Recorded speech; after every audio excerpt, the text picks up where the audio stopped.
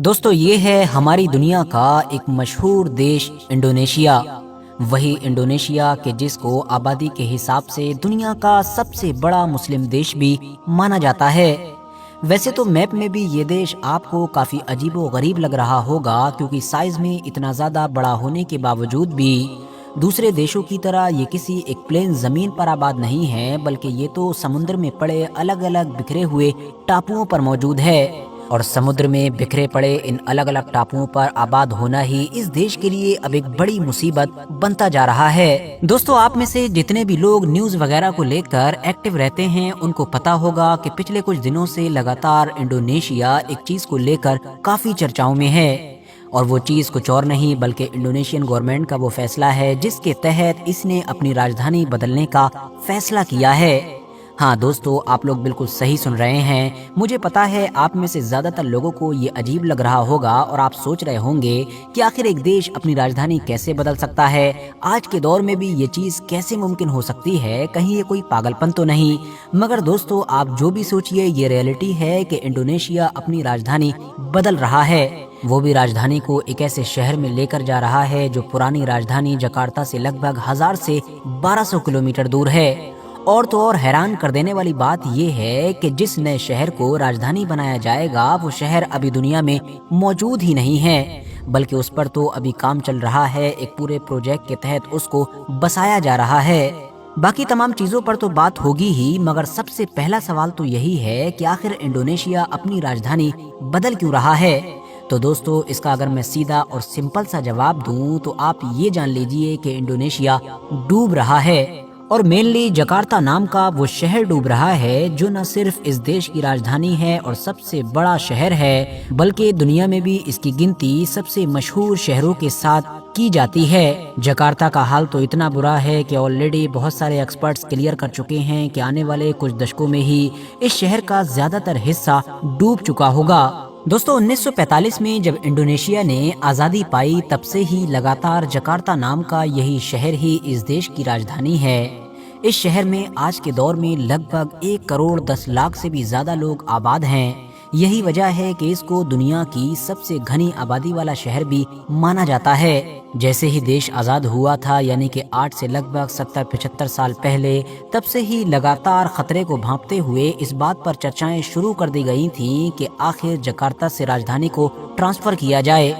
मगर जब इतनी ज़्यादा आबादी वहाँ पर रहती है और हर एंगल से ये इंडोनेशिया की रीढ़ की हड्डी माना जाता है, तो फिर राजधानी बदलना इतना आसान भी नहीं था। इसीलिए कभी भी ये मुमकिन ना हो सका। मगर आखिरकार सन 2019 में गवर्नमेंट ने फैसला लिया और जनवरी 2022 में बड़ी नोकझोंक के बाद संसद के अंदर ये बिल पास कर दिया गया कि जिसके तहत अब इंडोनेशिया की राजधानी को जकार्ता से एक नए शहर के जिसका नाम नुसंतारा रखा गया है उसमें ट्रांसफर किया जाएगा। दोस्तों, जकार्ता के इतनी तेजी के साथ डूबने के पीछे जो सबसे बड़ी वजह है वो है हद से ज्यादा ग्राउंड वाटर का इस्तेमाल करना। दरअसल जकार्ता में रहने वाले लोगों के पास किसी ऐसी पाइपलाइन का एक्सेस नहीं है कि जहां से वो साफ सुथरा और क्लीन वाटर इस्तेमाल कर सकें, ले सकें, बल्कि ज्यादातर आबादी ग्राउंड वाटर पर रिलाय करती है।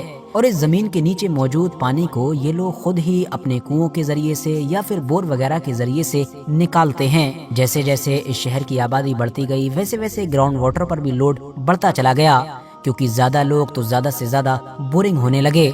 नतीजा ये हुआ कि जकार्ता, जो ऑलरेडी किसी स्ट्रॉन्ग फाउंडेशन पर नहीं है, यानी जिसके नीचे की जमीन कोई मजबूत वगैरह नहीं है, बल्कि वो तो समुद्र के किनारे एक बहुत ही कमजोर जमीन पर मौजूद है, वो अब बड़ी तेजी के साथ डूबने लगा।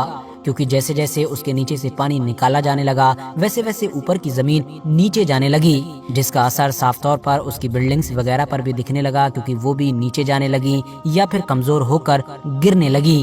दूसरी सबसे बड़ी प्रॉब्लम क्लाइमेट चेंज भी है, क्योंकि जहां एक तरफ नीचे का पानी इस्तेमाल करने की वजह से जमीन डूब रही है, तो वहीं उस समुद्र के पानी का लेवल भी वक्त के साथ बढ़ता जा रहा है। जिस समुद्र के किनारे पर यह शहर मौजूद है, समुद्र के पानी का लेवल बढ़ने की वजह से शहर तो डूब ही रहा है, मगर वक्त वक्त पर इस शहर को खतरनाक और भयानक बाढ़ों का भी सामना करना पड़ता है। दुनिया का सबसे ज्यादा घनी आबादी वाला शहर होने की वजह से यहाँ पर ट्रैफिक की भी बहुत ज्यादा प्रॉब्लम है और पॉल्यूशन भी इतना ज्यादा है कि हमेशा इसका नाम दुनिया की की सबसे पॉल्यूटेड सिटी के साथ ही लिया जाता है। तो यही वो सारी चीजें थीं कि जिनकी वजह से न चाहते हुए भी इंडोनेशिया को बड़ा कदम उठाना पड़ा और जनवरी 2022 में ऐसा कानून तक पास करना पड़ा कि जिसके तहत उन्होंने अपनी राजधानी को बदलने का फैसला किया। नुसंतारा नाम का वो नया शहर कि जो जकार्ता से 1000 से 1200 किलोमीटर दूर है, उसको आबाद करने का, उसको बसाने का काम भी बड़ी तेजी के साथ शुरू कर दिया गया है।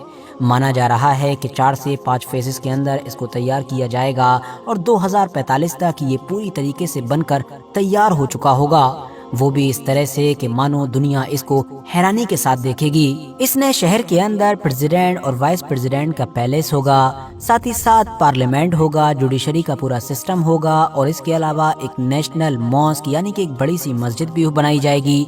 इसके अलावा भी बहुत सारी चीजें होंगी और फेसिस में यानी कि अलग अलग पड़ाव में वहां पर ले जाकर लोगों को आबाद किया जाएगा। मतलब पहले गवर्नमेंट से जुड़े हुए लोग जाएंगे, सिविल सर्वेंट वगैरह जाएंगे और बाद में दूसरे डिपार्टमेंट के लोग, और इस तरह से बारी बारी, और सबसे आखिर में आम लोगों को ले जाकर आबाद किया जाएगा।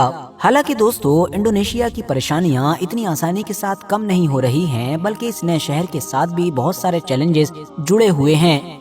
मिसाल के तौर पर ये माना जा रहा है कि जिस इलाके में इस नए शहर नुसंतारा को आबाद किया जा रहा है, इलाका तो वो भी डूब रहा है। हाँ, वो बात अलग है कि जकार्ता की तरह नहीं डूब रहा है, लेकिन डूब रहा है। इसीलिए गवर्नमेंट की तरफ से ये दावा किया जा रहा है कि वो इस शहर को आबाद करते हुए ही इन तमाम चीज़ों का ख्याल रख रहे हैं कि इसको इस तरह से आबाद किया जाए, हर चीज़ को इसके ऊपर इस तरह से बनाया जाए ताकि ये डूबे ना, या फिर अगर डूबे तो तेज़ी के साथ ना डूबे। बाकी वहाँ के अपोजिशन की तरफ से लगातार गवर्नमेंट पर ये इल्ज़ाम तो लगाए ही जा रहे हैं कि ज़्यादा से ज़्यादा पैसा बर्बाद किया जा रहा है, कर्ज में डुबोया जा रहा है, और साथ ही साथ इस नए शहर की वजह से एनवायरनमेंट को भी हद से ज़्यादा नुकसान हो रहा है।